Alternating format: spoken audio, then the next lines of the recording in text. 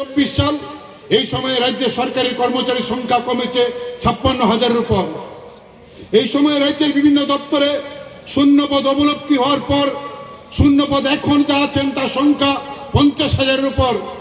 আমাদের এদের প্রতিটা ঘরে, কোনো ঘরে ডাক্তার বেকার, কোনো ঘরে ইঞ্জিনিয়ার বেকার, কোনো ঘরে ডিএলএড পাস করা, বিএড পাস করা, এমএড পাস করা, নার্সিং পাস করা, হাজার হাজার লাখ লাখ ছেলে মেয়ে প্রতিদিন হন্য হন্য হয়ে ঘুরছে। আমরা বেকার, কাজ চাই, কাজ দাও। সরকার বলছেন না, কাজ দেওয়া যাবে না। আমার আপনার ঘরে যারা এখানে আমাদের কথা মাইক দিয়ে শুনছেন, দূর থেকে যদি বিজেপি করেন কোনো বন্ধু শুনে থাকেন, আপনাকে আমরা জিজ্ঞেস করতে চাই অত্যন্ত বিনয়ের সঙ্গে যে আপনার ঘরে যদি একটা সন্তান থাকে 1, 2, 3, 4, 5 কিংবা কলেজ বিশ্ববিদ্যালয়ে পড়ে, বাড়ি থেকে একবার জিজ্ঞেস করুন যে তুই যে প্রতিদিন স্কুলে যাচ্ছিস, সকাল কিংবা দুপুরে স্কুলে কয়টা ক্লাস হয়? আগরতলা শিশু বিহার হোক আর নেতাজি আর আপনাদের এখানের নিবেদিতা স্কুল, আপনি একবার খবর নিয়ে দেখুন আপনার ঘরের ছেলেটা যে স্কুলে পড়ছে, এই স্কুলে প্রতিদিন 5টা ক্লাস হওয়ার কথা, প্রতিদিন 2টার বেশি ক্লাস হচ্ছে না। কারণ ধর্মনগর থেকে সাবরুম একটা স্কুলের মধ্যে পর্যাপ্ত পরিমাণে শিক্ষক নেই। সরকার শিক্ষক নিয়োগ করছেন না। হাসপাতালে যান, ডাক্তার নিয়োগ করছেন না। হাসপাতালে যান, পরিষেবা নেই, নার্স নেই। তহসিলে যান, তহসিলদার নেই। পঞ্চায়েতে যান, পঞ্চায়েত সেক্রেটারি নেই। ডিএম অফিসে যান, 4 ক্লাস কেরানিক নেই। সব দপ্তরে শূন্য পদ। আর এদিকে যোগ্যতা সম্পন্ন ছেলেমেয়েরা তারা প্রতিদিন বলছেন আমরা কাজ চাই, আমাদের যোগ্যতা আছে, কিন্তু তাদের কাজ দিচ্ছেন না।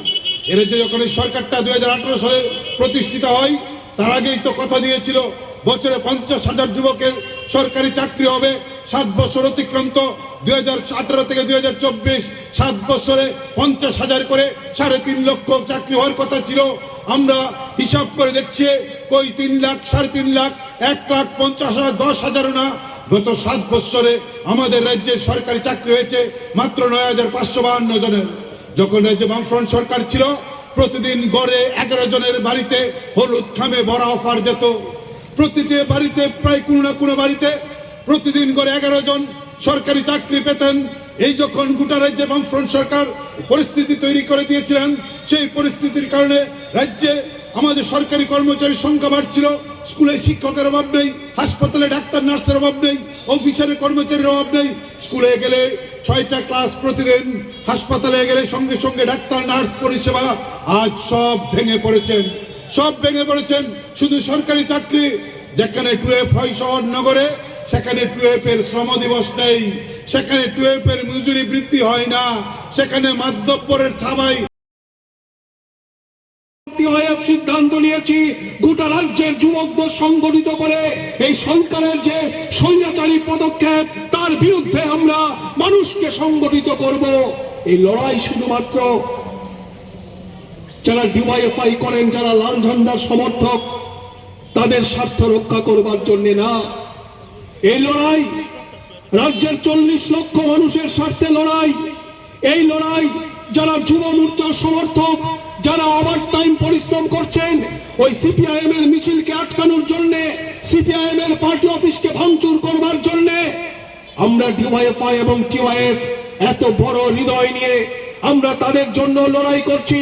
আপনারা জানেন যে 1980 সালে ডিওয়াইএফআই এর জন্ম হয়েছিল। সেদিন থেকে আমরা স্লোগান তুলেছিলাম যে সবার জন্য কাজ, সবার জন্য শিক্ষার ব্যবস্থা করতে হবে।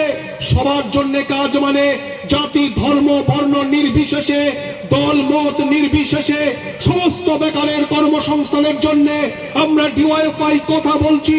ভারতবর্ষের মধ্যে আর এমন কোন সংগঠন নেই যারা এত বড় হৃদয় নিয়ে দাবি করতে পারেন সব বেকারের কাজের ব্যবস্থা করতে হবে। আমরা ডিওয়াইএফআই এবং টিওয়াইএফ সেই দাবিতেই আমরা লড়াই করছি। কি চলছে আমাদের এই ত্রিপুরা রাজ্যে? আমরা যখন এই রাজ্যের বেকার ছেলে মেয়েদের কর্মসংস্থানের সমস্যা নিয়ে কথা বলছি, তখন এটা ভুলে গেলে চলবে না যে আমাদের এই দেশের বিজেপি সরকার যে পথে চলছে, যেভাবে আমাদের দেশের যুবকদের সাথে প্রতারণা করে চলছে, তার থেকে আলাদাভাবে আমাদের রাজ্যের এই বিজেপি সরকার চলতে পারবে। গ্রামীণ এলাকার মানুষ একটা কথা বলেন, আমি গ্রামের ছেলে, ওই আগের হাল যেদিকে যায় পেছনের হালও নাকি একই দিকে যায়। দিল্লির সরকার যে পথে চলছে, আমাদের রাজ্যের এই বিজেপি সরকার তার থেকে আলাদা পথে চলতে পারে না। আপনাদের নিশ্চয়ই মনে থাকবে 2014 সাল আমাদের দেশের লোকসভা নির্বাচন, তখনও নরেন্দ্র মোদী ভারতবর্ষের প্রধানমন্ত্রী হননি, উনি গুজরাটের মুখ্যমন্ত্রী।